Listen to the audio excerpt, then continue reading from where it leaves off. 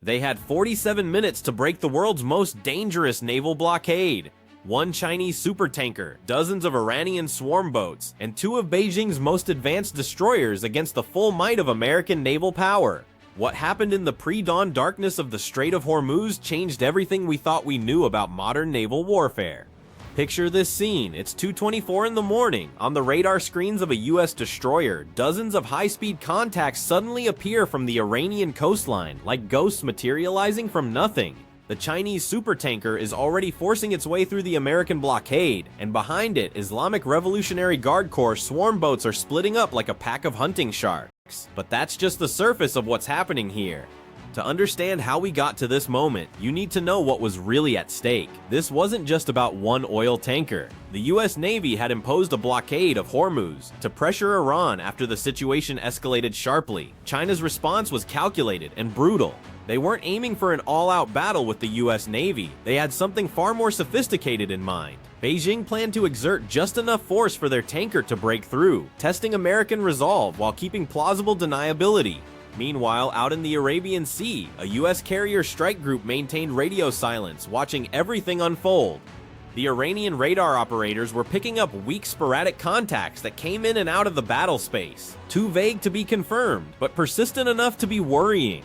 China was simultaneously dispatching a Type 052D destroyer east of the strait, using its long-range radar and missile presence to force the Americans to spread out their blockade formation. Every move was choreographed to create gaps, confusion, and opportunity. At 2:30 a.m., Iran launched the opening salvo. IRGC patrol boat teams, reconnaissance drones, and kamikaze drones erupted from various points along the Iranian coastline, pressuring the entire U.S. coastal sensor network. An American Arleigh Burke Flight 3 destroyer immediately went to combat-ready status, its systems switching to multi-target tracking as the electronic interference spiked to dangerous levels. In the air, P-8 Poseidons and MQ-9 Reapers built a real-time intelligence layer, constantly reporting on tanker movements and swarm group positions. An MH-60R Seahawk helicopter launched to shadow the oil tanker from a distance, providing early warning capability. And this is where the story takes a turn nobody expected. An Iranian Ababal 3 drone, defying repeated warnings, flew directly through the Arleigh Burke's 5 nautical mile security zone. Rules of engagement triggered instantly. The Mark 38 25mm cannon shredded the drone into carbon fiber debris, but that single action set off a chain reaction that brought the world to the edge of war. The Chinese Type 052 destroyer immediately switched from search mode to combat tracking mode, its Type 346A AASA radar locking onto the American warship. This wasn't just electronic aggression. It was providing firing solutions to Iran's coastal missile batteries, which launched a pair of C-802 anti-ship cruise missiles at the Burke. Inside the Combat Information Center, operators started barking commands as the Spy 6 screen turned red with multiple new tracks appearing simultaneously. At 2:43 a.m., the Aegis combat system took control, launching 2 SM-6 interceptors in less than a second from the Mark 41 vertical launch system. Bursts of light erupted in the sky as the interceptors eliminated their targets at altitude, with ESM missiles standing by for any threats that broke through. The Phalanx close-in weapon system spun at high speed, its 20mm Vulcan cannon scanning for terminal stage threats. High above, FA-18 Super Hornets from the distant carrier strike group entered the battle space, conducting aggressive low-level passes over the water. The shockwaves from their supersonic runs hammered the sea surface around the swarm boats, while they released flares and countermeasures against IRGC units operating man-portable air defense systems. Iran responded with a massive coordinated assault using Shahed drones and rocket-armed fast boats, but the US Navy deployed its silent weapon that changed everything. SEY Block 3 electronic warfare systems began degrading Iranian drone data links and surgical strikes, making coordination nearly impossible without completely jamming the network. This wasn't indiscriminate electronic blindness. It was precision disruption that caused multiple drone clusters to lose synchronization and fall into the sea. The outer edges of the swarm began breaking apart, but the Chinese tanker remained under the electronic protection of the PLA destroyer, continuing its dangerous transit through Hormuz. At 2:50 a.m., the situation became critical when a second Chinese Type 052D destroyer emerged from the southern side of the strait, moving close to the tanker's port side. China escalated by deploying J-15 Flying Shark fighter jets from a nearby carrier group to monitor US operations, while both PLA destroyers maintained constant high-powered radar jamming. Then Iran launched their first saturation attack.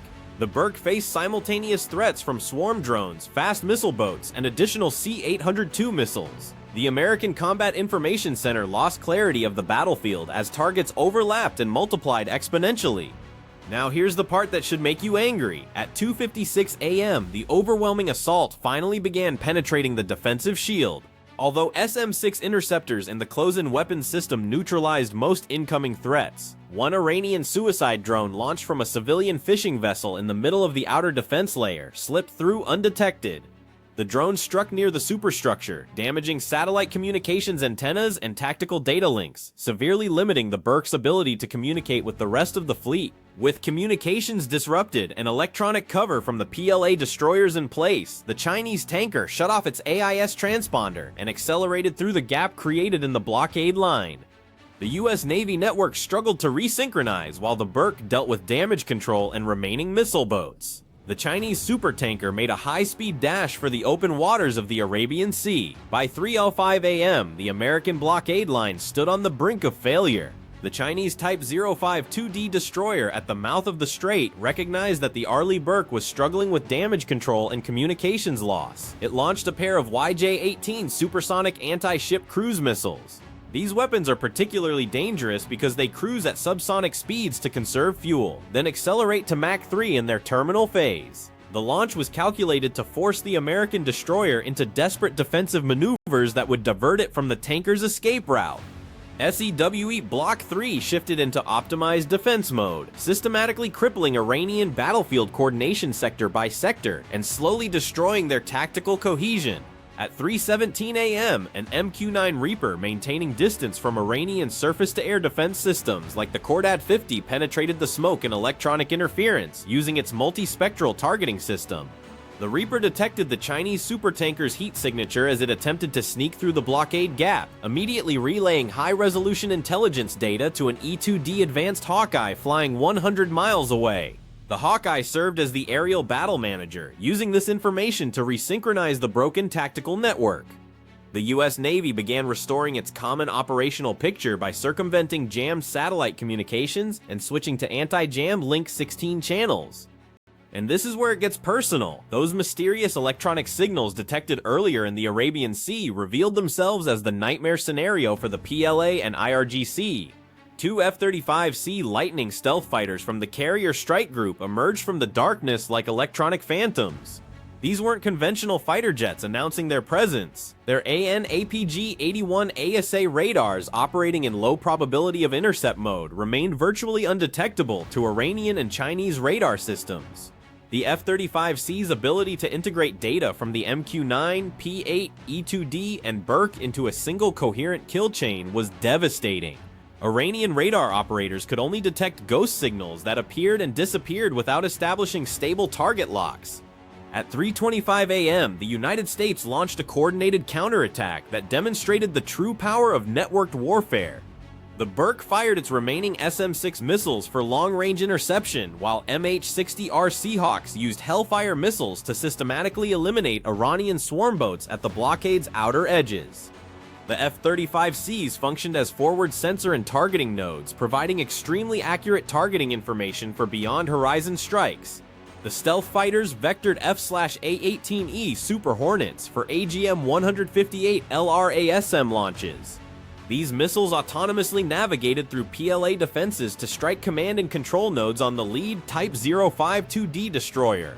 A single long-range anti-ship missile impacted the primary radar array on the Chinese warship, completely disabling its ability to escort the tanker. With stealth assets suddenly materializing and their attack network collapsing, the IRGC swarm panicked and retreated chaotically toward the coast, while PLA escort ships withdrew toward the Gulf of Oman to preserve their remaining assets. At 3:40 a.m., the lead Chinese Type 052D destroyer, its primary radar array still smoking from the precise LRSM strike, was forced into emergency defensive posture with its combat systems effectively disabled.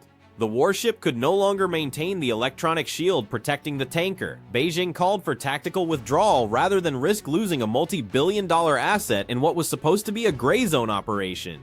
The second Type 052D deployed multi-spectral smoke screens and active decoys to escort its damaged sister ship, as both retreated toward deeper, safer waters of the Gulf of Oman. Beijing's rush and pressure tactics had failed completely. Iran's IRGC attack collapsed as drone units lost contact with each other, forcing the remaining swarm to scatter when their data links were jammed by SE-WIP Block 3 and their fast attack boats were systematically destroyed by Hellfire missiles from MH-60R Seahawks. What began as an organized shark fin attack formation devolved into disorganized retreat toward the Iranian coastline near Bandar Abbas. The skies that once buzzed with Shahed drones became a field of carbon fiber wreckage and burning fuel. MQ-9 Reapers and P-8 Poseidons maintained constant surveillance of retreating vessels, ready to respond with lethal force to any hostile action. In the middle of the strait, the Chinese supertanker was finally abandoned. The massive ship shut down its engines after losing both radar protection and IRGC escort screens. It floated silently among burning wreckage and oil slicks while the hull of the Arleigh Burke Flight 3 destroyer loomed nearby. Despite superstructure damage, the American warship maintained position with its Mark 45 5-inch main gun trained on the tanker's bridge. By 4 a.m., the U.S. Navy had regained complete control of the sea lane. The blockade was no longer just imposed policy, it was established fact. The high-risk gambit to upend regional order had failed spectacularly over the waters of Hormuz. Because here's what this all means going forward. What if China hadn't sent the Type 052D destroyers to support the tanker and join Iran's operation? Iran's swarm attacks would likely have been defeated much sooner by Aegis systems and the US intelligence network, leaving the tanker completely isolated and vulnerable to attack. But what if Washington hadn't exercised escalation control? This containment operation could have escalated to a full-scale strike campaign within minutes using F-35Cs, Super Hornets, and Tomahawk missiles. Once one PLA destroyer was mission killed, the crisis wouldn't have remained confined to Hormuz. Oil markets, Gulf shipping lanes, and regional militaries would all have been dragged to the brink of comprehensive warfare. The lesson from Hormuz was never about whether the US Navy possessed the capability to retaliate. The question was always how much America was willing to risk before the entire region exploded into flames. In 47 minutes of pre-dawn darkness, we got our answer. And every naval power in the world is now recalculating what they thought they knew about challenging American sea control.